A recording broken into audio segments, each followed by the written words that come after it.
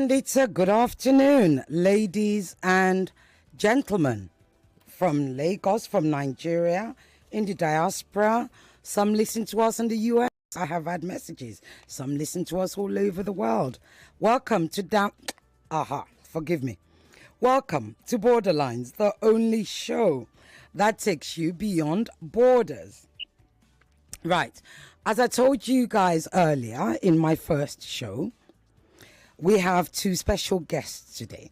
Right. I know you're going to say, yes, you always have special guests, Sisioge, Ireti, but we do have two special guests.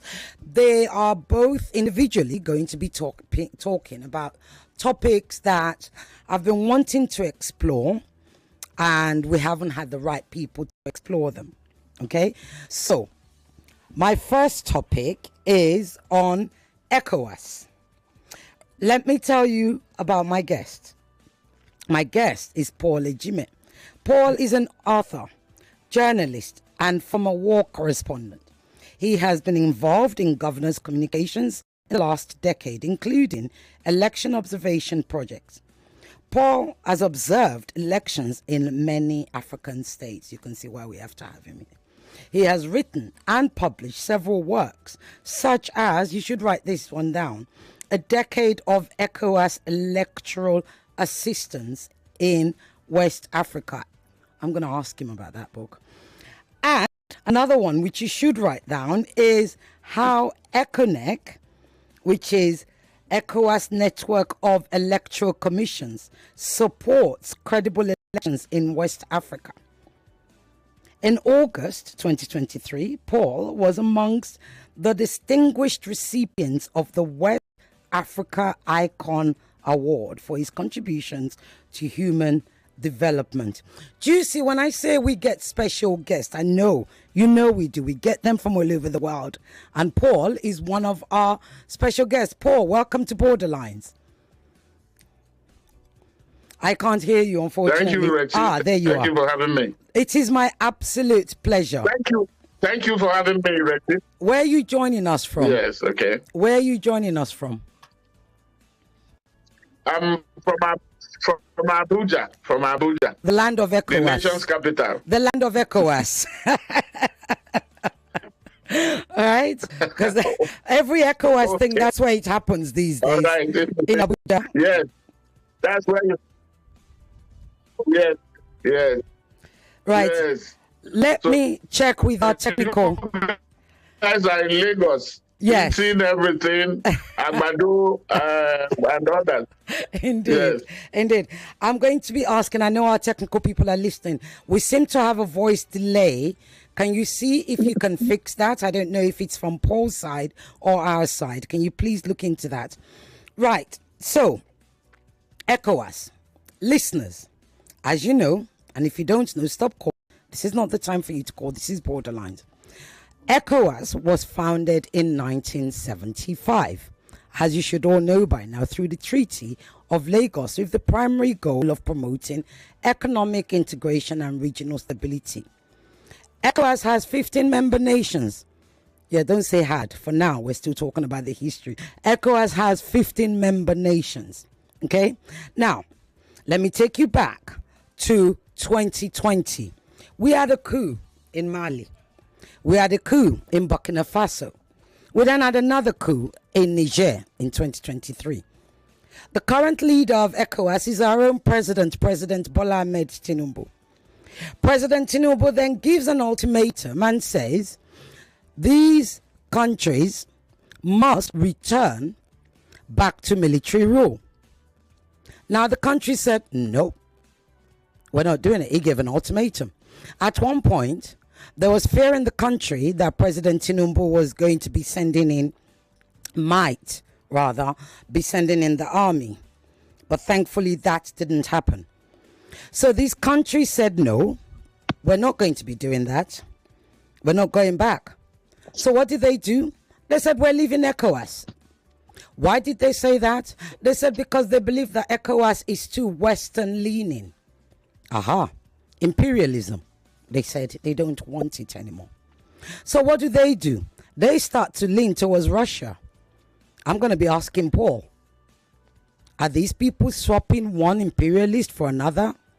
We don't know. Paul will help us understand. The three nations, Mali, Burkina Faso, and Niger, then formed the alliance of Sahel states.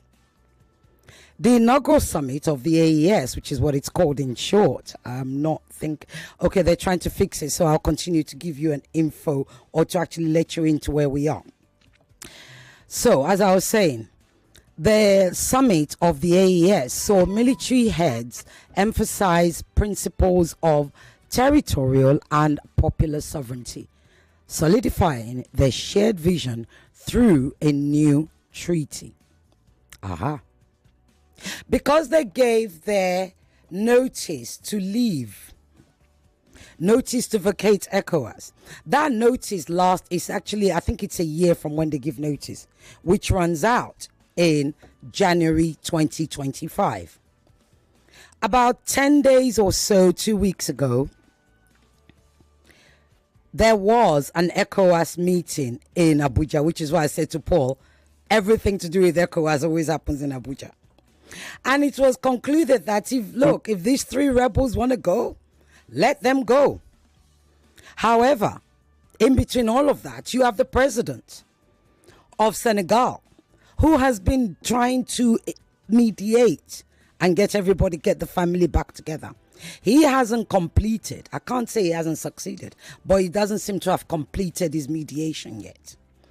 Therefore, ECOWAS, under the leadership of President Bola Ahmed Tinubu, then said, look, we will give 6 months cooling off period to these three states, namely Mali, Burkina Faso, and Niger, our three brothers. We will give them a 6 months cooling period, so in case they want to come back in that time, they're ready to come back. Paul, so tell me, when the coups happened, the last one being Niger, as I said, the first thing one must ask is, under President Bola Ahmed Tinubu, do you think his response, ECOWAS response, was right? Was it justified, including the ultimatum?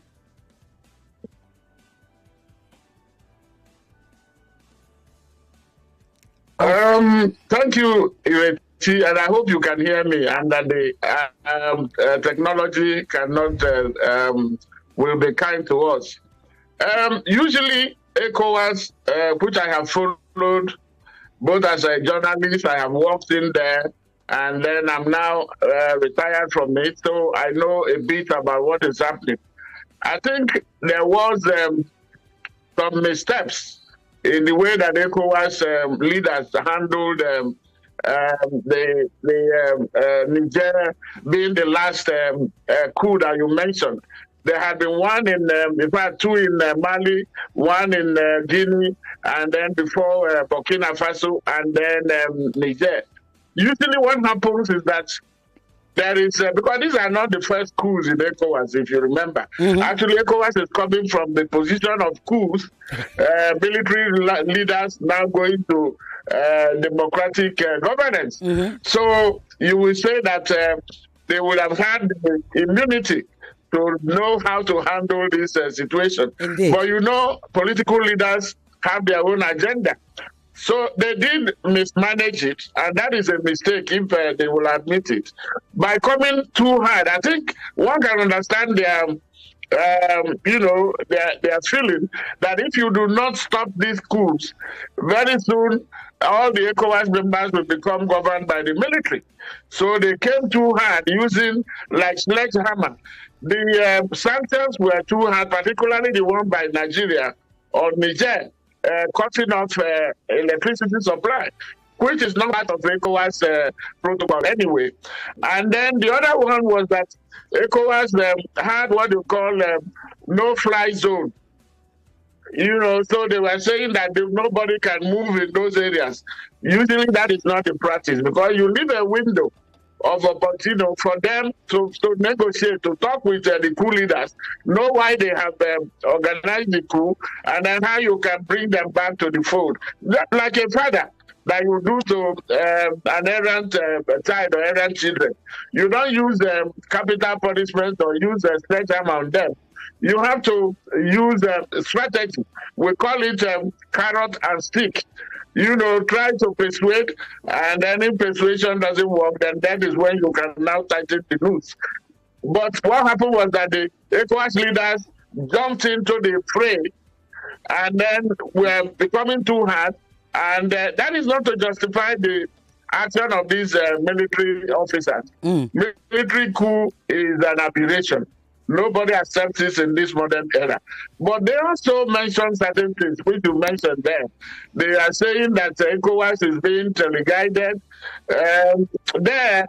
They too cannot be absorb themselves from the blame, because as we are speaking, they still belong to eight countries that are what you call the UEMOA, the West African Monetary and Economic and Monetary Union. It was set up by France. If they had any ground with France, I thought they should have started from there, but they started with ECOWAS. Their currency, the CFA franc, is also controlled by the French treasury. So you wonder, if they have any problem with France, they should have started by they're saying, okay, we are no longer going to use this currency. But they're still using that currency. But one area where you can listen to what they're saying is the fact that ECOWAS leaders have not applied the rule of the thumb to non-interfere, what you call non-tolerance of seizure of government, unconstitutional change of government. It is not only by military taking arms. Change of government has happened in so many ways, through the ring of election, through tinkering with the constitution, through third term syndrome, and that is what everybody is complaining, is accusing ECOWAS leaders of doing. Some of them are, violating the constitutions of their country and the ECOWAS protocol, and the ECOWAS leaders have not had the courage to talk to them. But once the military takes the gun to take power, they are quick to, condemn them. So it should be a rule of the thumb. If you violate the constitution of your country or the protocol of the region, you have to face the same punishment, not just those who have taken the guns. I think that is where these guys have something to say. But like you asked, what is there in changing one colonial power with another? That is, I think we will get into the nitty-gritty of it all, Ireti. Let me hand over to you now. Absolutely, thank you so much, and you've given us a good place, quite a robust answer. So we have many places to go to. Here's the thing. One of the things you mentioned is that military coups are not good. I don't want to, I'm paraphrasing you. However, let's take Burkina Faso, for instance. The people seem to be happy with Traoré, right? Their economy seems to be gaining in strength, not decreasing in strength. Let's look at Niger. Niger, who is at, literally our neighbor, right? They would say they are fighting the insurgencies, because that's what we always worry about when it comes to Niger. So how bad really? And the people of Burkina Faso, for instance, since they're happy with him, I have to ask, how bad is our military coups? Is it a case of giving a dog a bad name? Is it a case of history and memory as Africans, because it's never been that great when we've had military coups? It's that you can't, eventually they become despots. What is it? Tell me.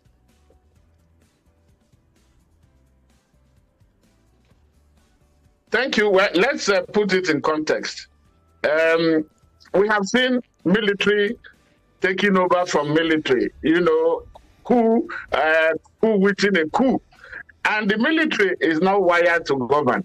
I mean, their role is to protect the country, the sovereignty of the state, and then all that. It's really not to govern. That is why every section of the society has their own.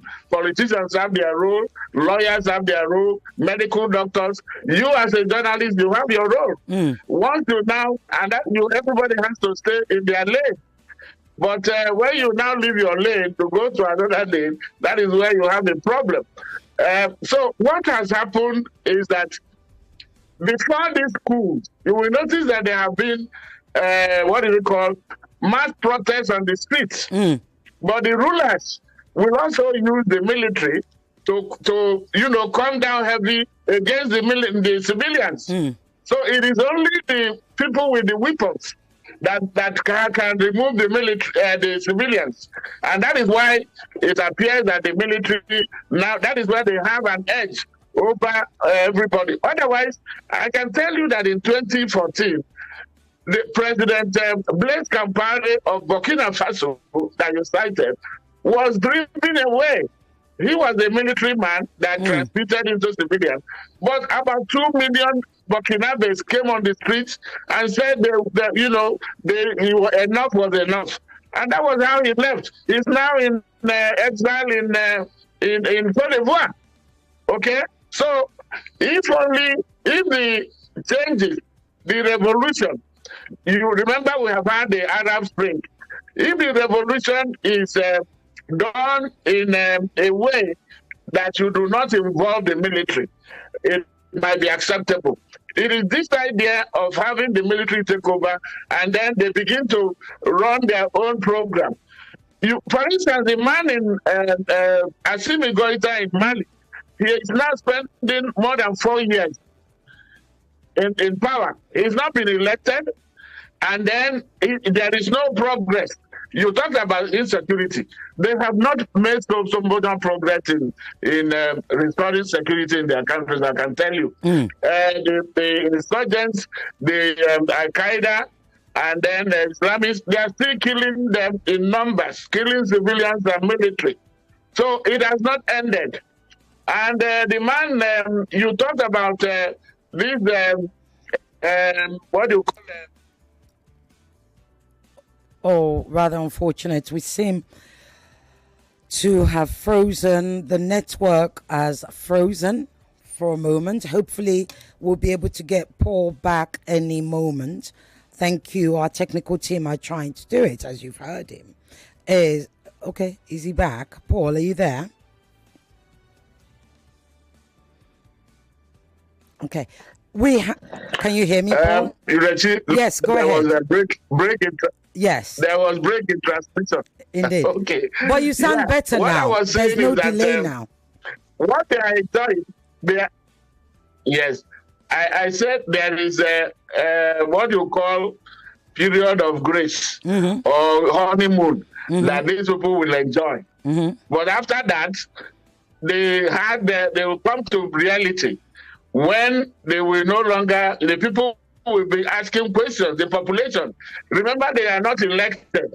The population will now ask, can you give us what you said that these civilians cannot, they denied us? One, good governance. Their hospitals, do we have the security you talked about? Can we go to schools? Is there employment? And so on and so forth. Very soon, and the cost of living. These three countries are landlocked. In other words, they don't have a river. They don't have any sea. They depend on other people to get goods from the ports. Okay? So they are not in a very good position to stay on their own. In fact, they are better within ECOWAS than outside ECOWAS. It is just a case of they now trying. ECOWAS made a mistake in the original strategy or method that they used, but it had worked back on it. Now they are talking about negotiation, and that was why they appointed the Senegalese president, Diomaye Faye, to lead that effort of trying to bring them back to the fold. Okay? I think they can still come back. There is nothing wrong with the three countries belonging to their alliance. but still remaining in ECOWAS.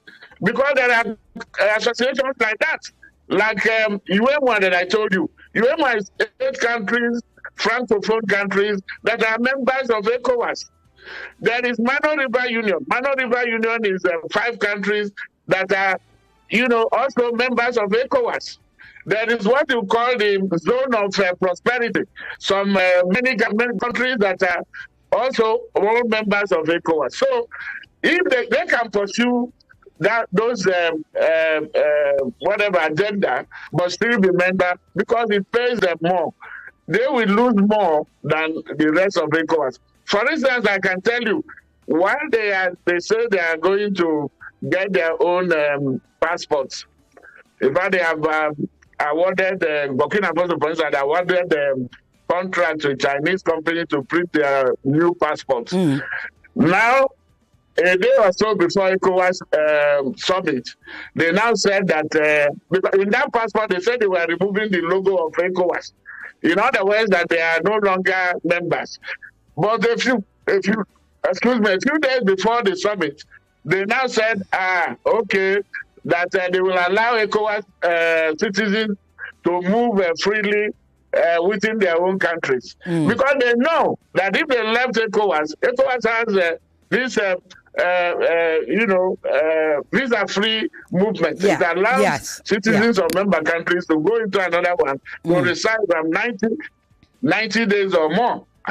If they did that, and ECOWAS decided to demand the same thing of them, there will be crisis. There will be humanitarian crisis. There will be trouble at the borders.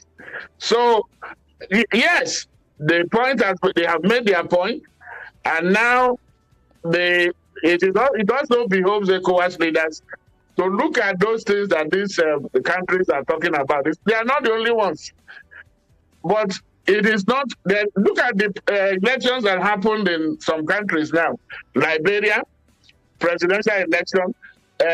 Senegal, presidential election and parliamentary election. And then recently, Ghana. You can, democracy offers you that opportunity to change leaders that are not delivering on their mandate without using violence. Okay? So the idea that I don't know how many countries in the world that are now still being governed by the military. Maybe Myanmar and whoever, or maybe in Africa, Sudan, and then all these other places. So you can see that it's not in vogue anymore. There can be a way of addressing those complaints that they have raised without succeeding, without going out of ECOWAS or using force. That is what people are saying. Let's talk about the economy. So right now, ECOWAS as a bloc has an economy worth some 633 billion USD. Without these 3 countries, even though they're small, and I know obviously Nigeria is the largest economy within ECOWAS, what do you think the shift will be with these 3 countries leaving, or if they end up leaving the bloc economically? Yes, you have a point there. Not just economy, even politically and, security-wise.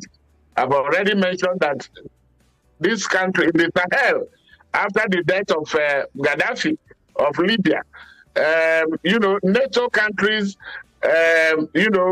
collaborated with rebels in Libya to take out Gaddafi. What that has done is that space now has become ungoverned space.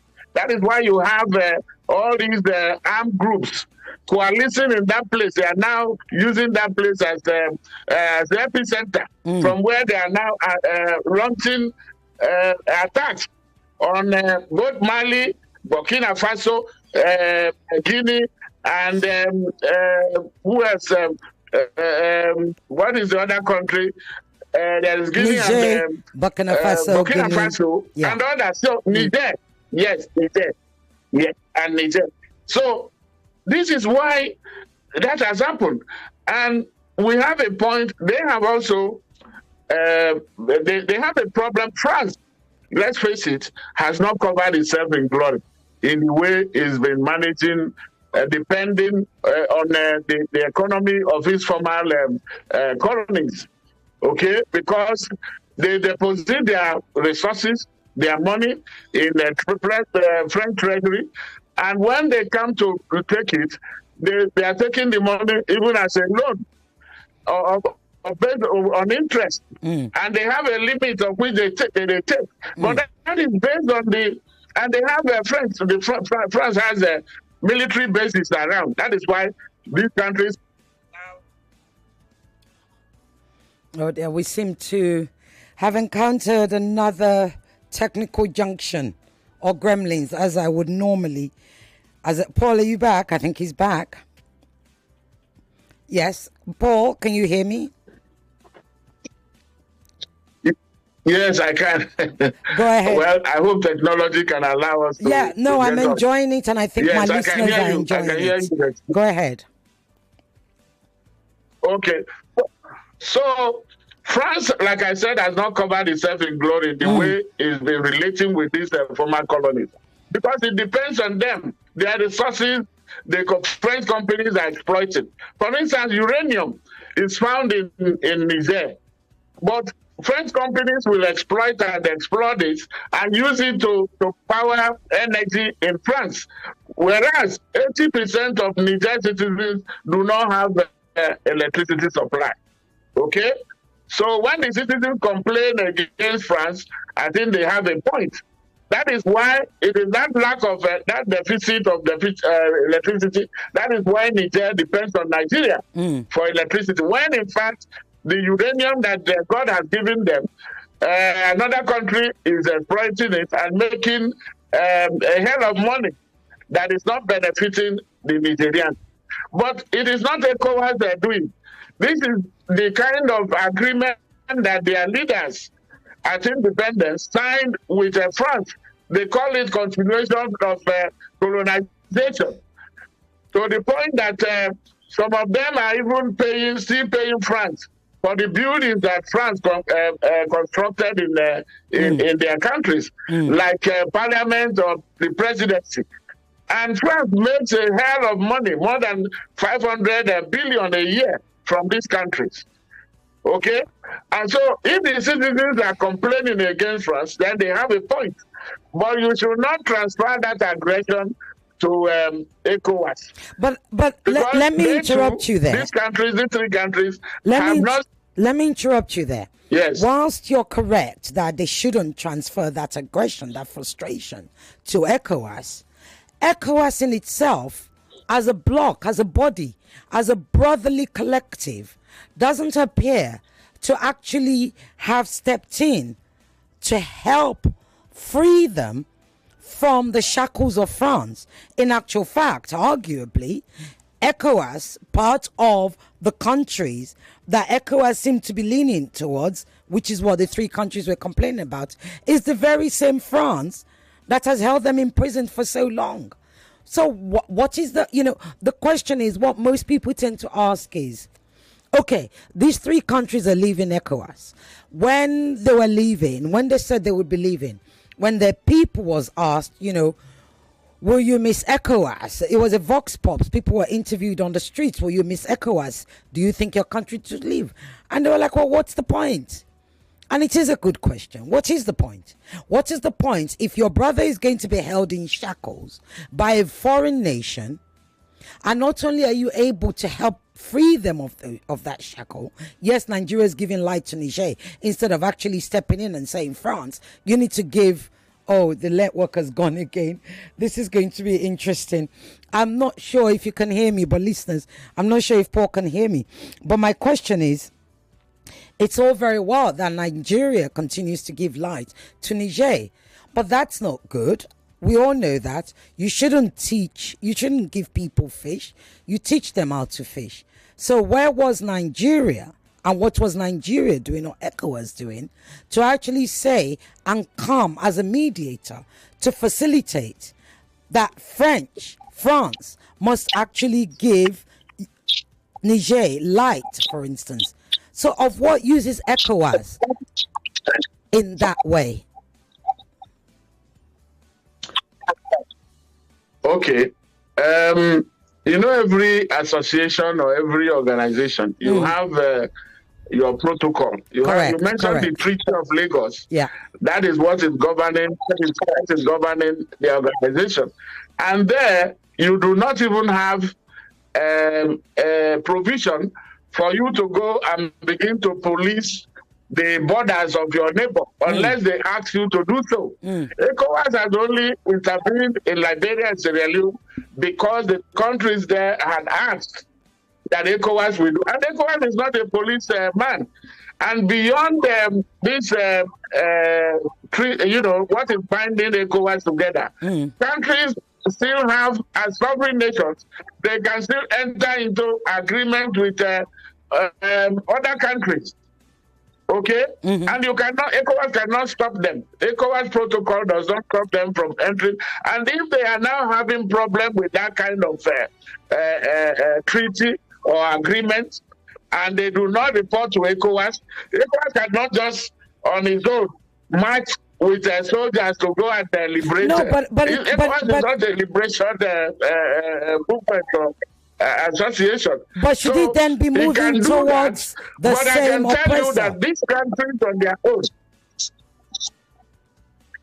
I can tell you that these countries on their own, they believe in France more than they believe in their African brothers and sisters. I can tell you that. Why do you say that? I have lived in French-speaking countries where, let me tell you, I've lived in French, not one, not two. I've lived in Senegal, I've lived in Burkina Faso, and to know where France will be playing football against an African country, and the citizens there will be supporting France.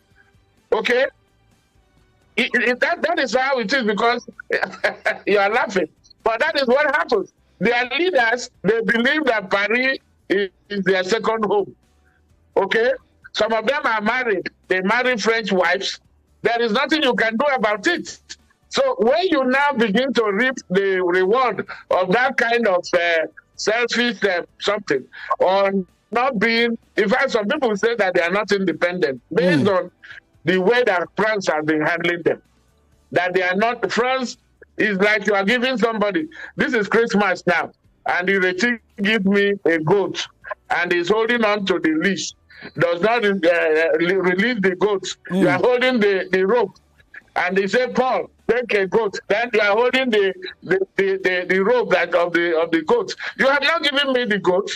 So that is the kind of relationship that France has been, and it is in the interest of France, not in the interest of these colonies. It is up to them to rise up and then demand their own independence. Right. Independence. Okay. That is what it is.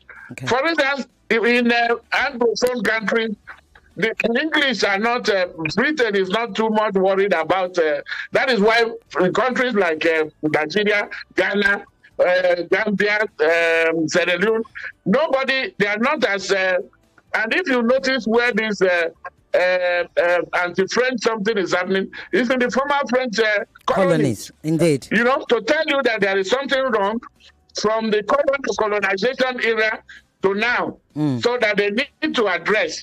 Of course, I have mentioned that the ECOWAS leaders on their own are not innocent. They are part of the people giving rise to military incursion in government because they are not delivering good governance. Excellent. Thank you so much. Right, you can call 0201-277-0993, 0201-465-7190. And you can send your message if you've got questions. You would have been sending it to 0809-597-5805. What is the future of ECOWAS is what I am talking to my guest about. His name is Paul. He's an expert on ECOWAS. He's even lived with our Francophone brothers and sisters. So and you're all calling. So you know how it works. This is Borderlines. Your name, where you're calling from, and your question, please. 1, because the lines are literally alive. 1 question per person. I'm coming to you now. Paul, you might need a pen and paper just to write the questions down. Okay? Before I let them loose. All right. Okay. Hello. Let me use my brain now. I don't want to. Hello. This Yes. time we're trying to. Good evening. To carry it like an egg. Hello, good evening. Good evening. Your name and where you're calling from, please, and your question. This is Chris from Kenya. Okay. So please, I want to ask your guest. I want to bring another perspective to this. You know, Nigeria is the president of ECOWAS. Yes. This is going on in almost all the French-speaking countries, Francophone countries in Africa. Now, and Nigeria, the president of Nigeria keeps visiting France all the time. So now, what is the relationship between Nigeria and France in regard of what is going on in the Francophone countries? The relationship between Nigeria and where? Nigeria and France, yes. Okay, thank you. What is going on in Francophone countries? Okay, thank you. I get it. Thank you. Thank you very much. Stay listening. So the question is, what is going on? There's a lot of technical interference. I'm not sure if it's coming from your side, Paul. The question is, what's going on between Nigeria and ECOWAS countries? And France, due to what's going on. That's why you need to write this down, because I need to answer more calls. Okay?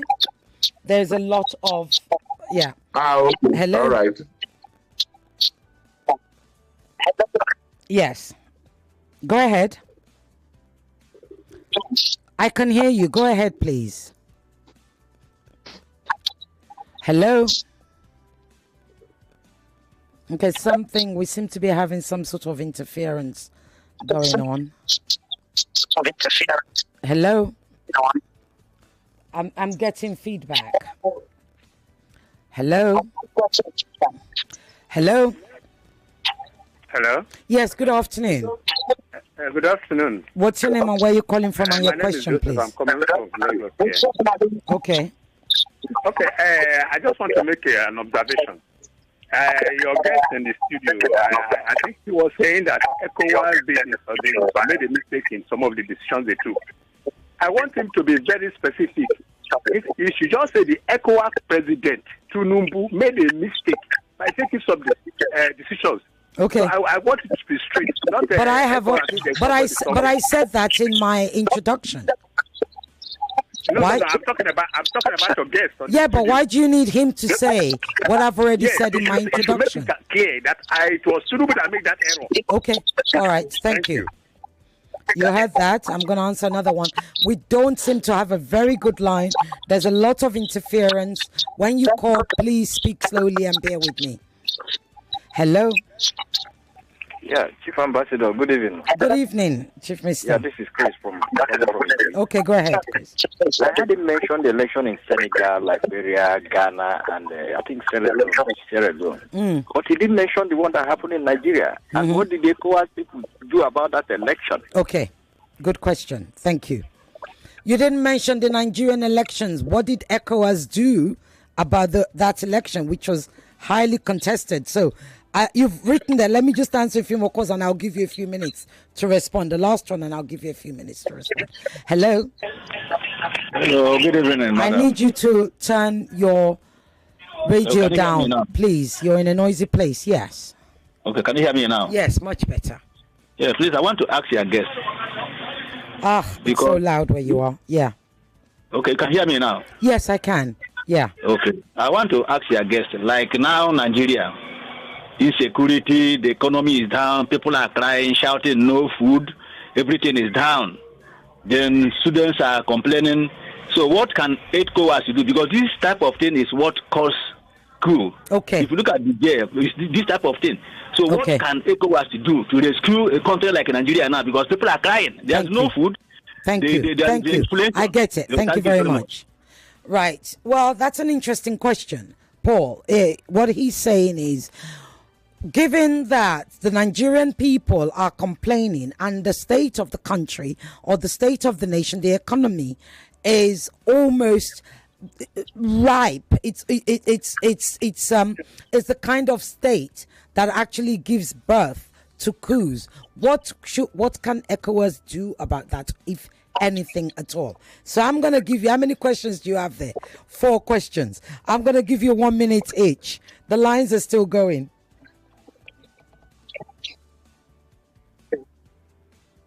So can I start now, Ireti? Yes, you have 4 minutes. 1 minute per question. Hello? Yes. Okay, let me start with the listener that mentioned that I should be specific, that it was President Tinubu. But I want to let... Okay, we seem to... Well, the gremlins are having fun with us today. Hello? Paul, can you hear me? Are you back? Can you... Yes. Yes. May I just ask you a question before you start? Yes. Are you using another device? Is there another device near you? Is there another device near you? Don't worry, people, listeners, we will get Paul back, because I know there are a lot of questions and we don't have many minutes left to the end of the show. He's not able to hear me right now. I'm not able to hear him. And of course, given the quality of the connection, I know that, our enjoyment, if you like, our engagement has been somewhat disturbed by technical gremlins. But he's trying to come back. It's bad. Yes, Paul. Yeah, the network is bad. Okay, go ahead. Okay. Yes. Let me go quickly. The one listener talked about, I shouldn't say that the mistake was made by Nigerian president, and wasn't it? But I can tell him that ECOWAS does not function the chair of the authority. And the authority is made up of the 15, now 13 heads of state, or 12, and they take collective decision. It's not a one man just waking up and then, because if the others did not agree, they would have come out to say, no, we disagree with what has happened. So It was a collective decision. Right. It wasn't just that it happens to be the chair, and then one that made that. Then you talked about insecurity, and then cost of living. We should also understand that insecurity, terrorism is a global problem. Mm-hmm. And the economic crisis is also a global. But what is happening is that as countries and as an economic bloc, that ECOWAS should do more to alleviate the suffering of its own people. It's not as if that this is peculiar to the ECOWAS region or any country in the ECOWAS. But what I agree with him is that ECOWAS and the member countries should do more to make sure that their citizens enjoy the benefit of good governance. Because it's not enough to just say that you are governing when the people are suffering. Right. And then he said, why did they talk about that the election that I mentioned? I didn't mention the election in Nigeria and other places. Let me also tell him that ECOWAS works through, is a rule-based organization. It has its laws.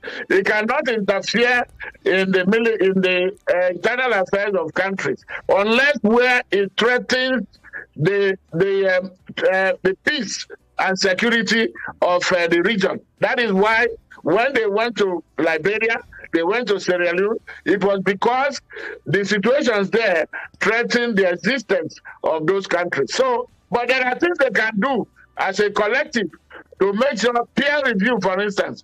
The heads of state can talk to their fellow, their colleagues to say, listen, what you are doing here is not right. Can you please do it this way? This is moral suasion. And then the protocol that talks about zero tolerance for change of unconstitutional change of government should be applied. I mentioned that word as a rule of the thumb It is not only when the military strikes that you go after the military. When political leaders, try to tamper with the constitution to stay in power, ECOWAS will come out and condemn that. When they rig elections, the ECOWAS only sends the observers. The observers can also, in their reports, mention that this election did not meet the international standards. This is the most they can do. And then insecurity, I've mentioned that they need to work as a group globally with both national and international organizations. For instance, some of these countries belong to the Sahel nation, group. The group of Sahel countries that were fighting insurgency. These countries, I can tell you, they are not faring any better now that they say they are pulling out, because they will soon be bogged down by the problems of governance. It is not enough to say you are taking power, retaining power, and then delivering on what is required of somebody who holds power in trust for the people. Okay. You cannot be running as a dictator and then think that they will allow you to go. I think I have covered. You've done very well. You've done very well. I've got a comment that I want you to. I've got a comment from one of our listeners, Ima in Lagos, and I'd like you to say yea or nay if you agree. Ima said, "I believe the spike in insecurity in the Sahel, especially after the bloodless coup in Niger Republic, is an attempt by France through these armed groups to bring Mali, Burkina Faso, and Niger Republic to their knees, to force another intervention through the back door from France." Would you agree, yes or no? I've only got 3 minutes left. Is that right? 2 minutes. I only have 2 minutes of the show left. I wouldn't say no because I don't have the evidence. I wouldn't say yes because I don't have the evidence. Okay, all right. But if you analyze it as a global analyst, one can make some informed decision, some guess that France is furthering its own national interest. Okay. And it behoves these countries to also, it's not enough to say that they are independent when economically their money is deposited in French treasury. Right. When France will have the first call, yes, so they need to assert their independence, the African countries. Okay, Paul, look, my producer will be in touch with you. We need you to come back, hopefully better network, because we haven't even talked about elections in Africa, which I know you're an expert on. We haven't talked about your book, and we've run out of time. Thank you so much, Paul Ejime, for joining us on Borderlines. My producer will be in touch as soon as possible so we can have you back. Is that all right? Thank you. Thank you for having me. Thank you. Yes, I will, it's my pleasure to at least let people know what ECOWAS is doing, because ECOWAS seems to be doing a lot, but it's only the negative that is that people know about. Exactly. Which is normal. Exactly. More talk, news, and after this. Hey there! Yes, you! You just won 99.3 Nigeria Info. We are more than just radio. Subscribe to our YouTube channel at Nigeria Info FM. Check us out on Facebook at Nigeria Info 99.3. Follow us on Twitter at Nigeria Info FM and on Instagram at Nigeria Info FM Lagos for live updates as it happens. 99.3 Nigeria Info. Let's talk.